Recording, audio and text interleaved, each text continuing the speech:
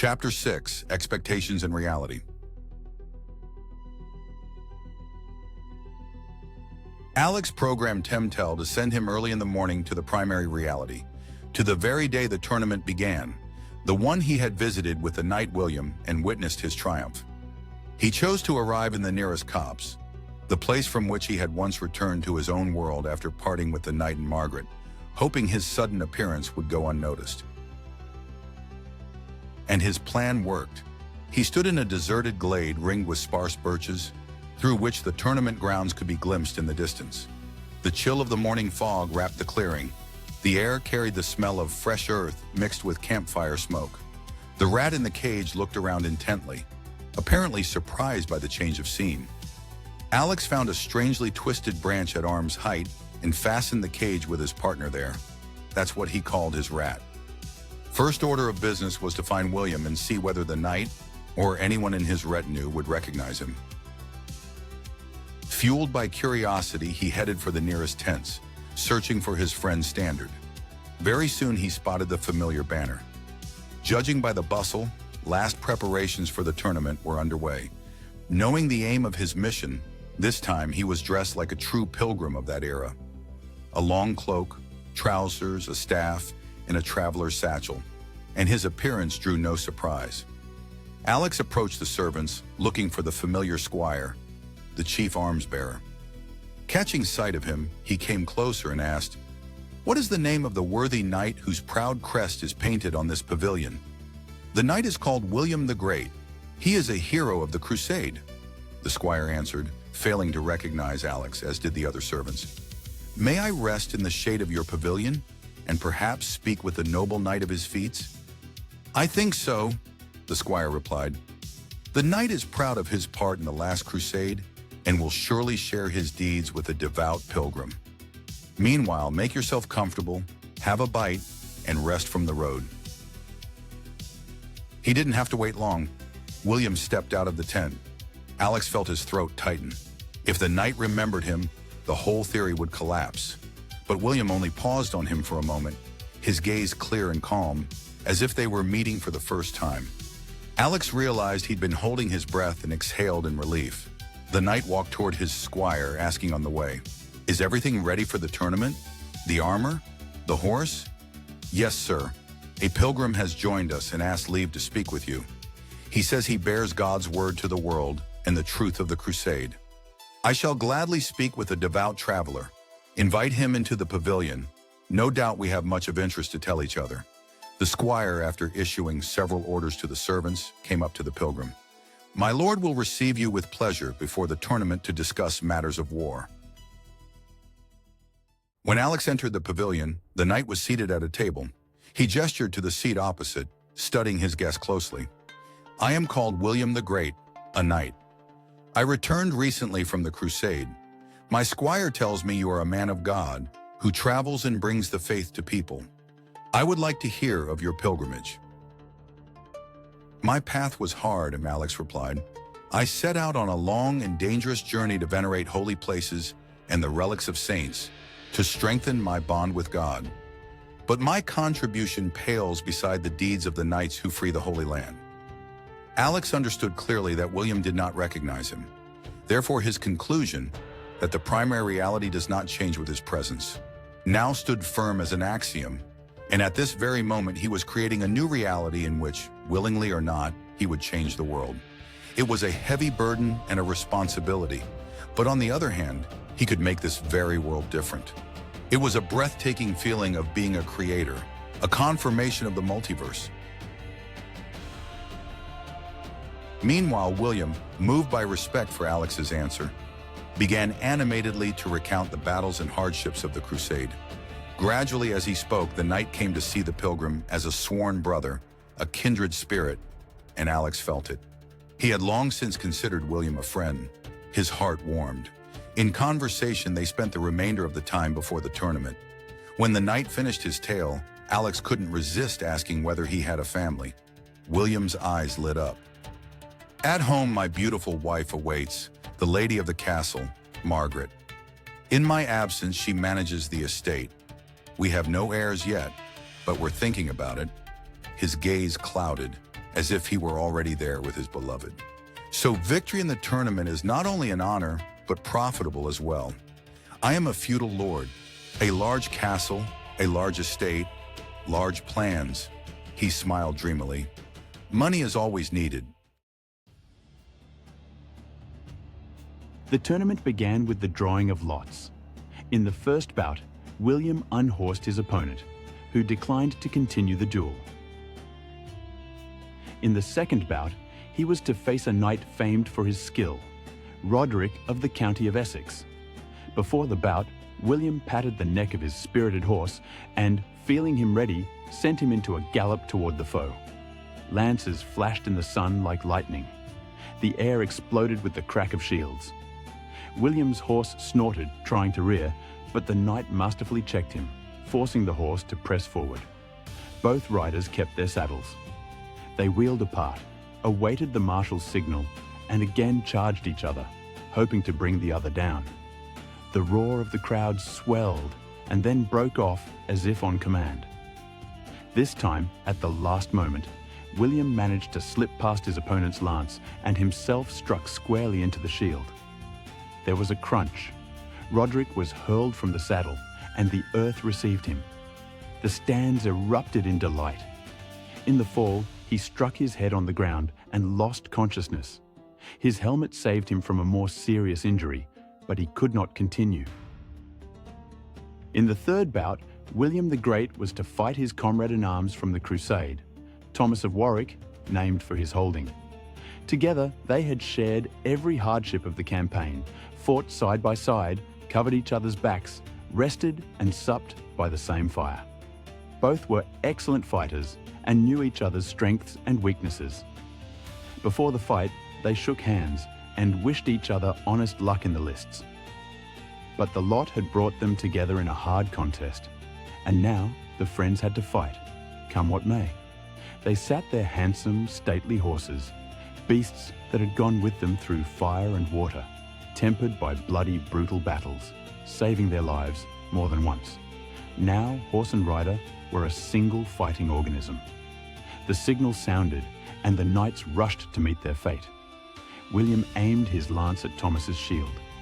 He did not wish to inflict a grave wound on his friend, and he supposed Thomas thought the same. The distance between them shrank rapidly.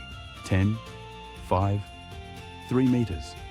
And suddenly, William's mount's foreleg buckled sharply, and the horse crashed to the ground, folding the rider beneath. As it fell, the horse rolled right over the knight.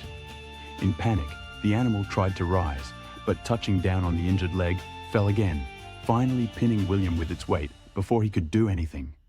It happened so fast, no one understood what exactly had occurred. Alex knew he had interfered with fate, but he didn't know what price this world would pay. All who accompanied William rushed to help. Alex ran with them, and in his head, a stubborn refrain beat, "No." Despite the horse's desperate attempts to rise, the servants all but lifted the animal and dragged it off the fallen rider. The knight's personal physician barked quick orders to the squires, who with the greatest care removed the armor. As soon as they had done so, the doctor bent over William's motionless body, which showed no signs of life. It occurred to Alex to try artificial respiration, but with broken ribs and his poor knowledge of the procedure, he feared making things worse, especially before the eyes of the knight's men. And somehow he felt his friend would never open his eyes again, and an unwelcome tear rolled down his cheek. The doctor had been with William through every battle and needed no outside advice. Everyone waited, holding their breath. Thomas, the knight, William's would-be opponent and comrade in arms, came up to Alex. "I have never seen a tear on a pilgrim's cheek," he said. "Then my friend was your friend as well. I still cannot believe what has happened. We passed through a true hell and survived by God's grace." At that moment, the physician straightened up from the body. "There was nothing I could do for him. Everything is broken, and most of all, the cervical vertebrae. I am very sorry." Alex wanted to scream, but the sound stuck somewhere between his lungs and his memory. Everything he believed, everything he had calculated, collapsed under the weight of a horse. He had created a universe and killed a friend. "And thou shalt receive thy death from thine own horse. slipped from the knight's lips unbidden. Silence grew oppressive. Sir Thomas bent over William's lifeless body. His face showed sincere pain. He laid a hand on his friend's chest, as if hoping to feel a heartbeat, and said softly, "Sleep in peace, friend. We shall keep remembrance and sorrow in our hearts." Then, without turning his head, he spoke loudly and commandingly. "Squire, see to it that the knight is borne to his ancestral castle without delay. I will come to honor his valor and attend him on his final journey."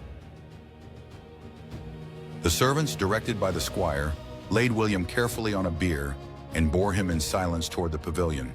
For a time, Alex watched the mourning procession recede. In this reality, there was nothing left but to say goodbye in silence and move on. He understood ever more clearly that his very appearance and long talk with the knight right before the tournament had altered the course of events in this reality, and everything that would henceforth happen in this world to those with whom he had come into contact would, to one degree or another, be shaped by him. Thus came the realization of the price of his discovery, a discovery that creates parallel worlds, where he is the key that opens the doors of world creation. No more and no less. He headed for the forest edge where he had left his rat. Taking the cage down and looking at the test subject, Alex said quietly, "Well then, partner, time to go home." And he gave Temtel the command to return. The laboratory met him with sterile silence, as if the knight's death were merely a glitch in a simulation, as if he had never gone anywhere at all. The clock, as before, showed that he had been gone only an instant, but for him that span contained a whole life. Before his eyes, a friend had died a ridiculous death, and his soul was now heavy and cold. Alex forced himself to get up and pour feed for the rat. She hadn't eaten all day. Now he knew more about his discovery and was convinced of the correctness of his first conclusion. He does not change the true reality, but he creates a new parallel reality every time he makes a jump in time. And now he had to confirm this as well by going to a world where his friend, Sir William the Great, became the tournament's victor. Besides, the experience with the partner showed that he could travel not alone, which undoubtedly opened new horizons of possibility. For now, he had to prepare and think through the next expedition. He understood clearly. His journeys carried serious risks, and this was nothing like a pleasure stroll. Alex drove home, took a shower, and ate, and was surprised. By local time, he had had breakfast and left the house only an hour ago. Yet, in fact, he had spent a whole day in the Middle Ages, and he was very much hungry. For the second expedition, he prepared gifts for William and his wife, hoping to please his friends. For the night, he found a hunting knife of Damascus steel with an ivory handle, intricately carved with a wolf's head. For Margaret, he bought an elegant comb, thin of polished silver with mother-of-pearl inlays. Along the spine ran a delicate engraving, two interlaced letters W and M, and along the edge, tiny rowan leaves. The comb lay in a velvet case, and when Alex opened it, the mother-of-pearl caught the light and shimmered with a milky sheen. He wrapped William's knife in coarse linen and tied it with a leather cord. On the back of the guard, he had a short motto engraved, Duc non sequer, lead, do not follow. The blade, with the characteristic wave of Damascus steel, gleamed, and the wolf's head on the hilt looked watchful, like a living reminder to keep to the pack, yet never lose a hunter's instinct. That evening, after the family dinner, he told little William an episode from the crusade. Promising to continue the story tomorrow, he put his son to bed. He and Mary lit candles in the sitting room. It was already dark outside. Alex uncorked a bottle of good dry white wine and poured it into the glasses. Taking a sip, he fell silent for a minute, and then, looking lovingly into his wife's eyes, began to tell the sad tale of his second journey through time. The next morning, Alex was ready to set out for the past again. Another world altered by his first arrival awaited him. Or perhaps not. He would soon find out. Temtel was programmed to bring him to the place where he had first met William, but exactly 1 year later. Well then, he told himself, time to learn the truth. His finger hovered in the air. If I am mistaken, he thought, then who lives in those worlds? And he tapped the transport icon. He found himself in the same glade. Through the nearest trees, the familiar medieval castle was visible. For a minute he stood, spellbound by the sight. The wonder of how easily he worked marvels, and the euphoria of realizing his own power, flooded his mind. Perhaps in time this would become commonplace, but for now Alex savored the moment. Now he was dressed as a true pilgrim, and having calmed a little, he made for the castle. The guard at the gate recognized him and let him pass with a respectful nod. Entering the inner courtyard, Alex immediately saw William, and his heart filled with joy. In this world, his friend lived. The knight was training with his squire, honing his skills. Seeing the pilgrim approach, he stopped. A smile touched his face. "Blessings be upon you," said the knight. "Peace and grace to you," Alex answered, smiling in return. They shook hands and both felt again that closeness of spirit that had arisen and strengthened during their last meeting. "I'm glad to see you, my friend. Let's mark the occasion with good wine and exchange news." It was an invitation one could not refuse. Alex gladly followed the knight into the castle. As they walked to the great hall, the servants were already hurrying to lay the table. Margaret came to meet them, and the first thing that struck Alex's eye was her belly, rounded beneath the light dress. It was proof. This world lives on its own. His friends were expecting an heir.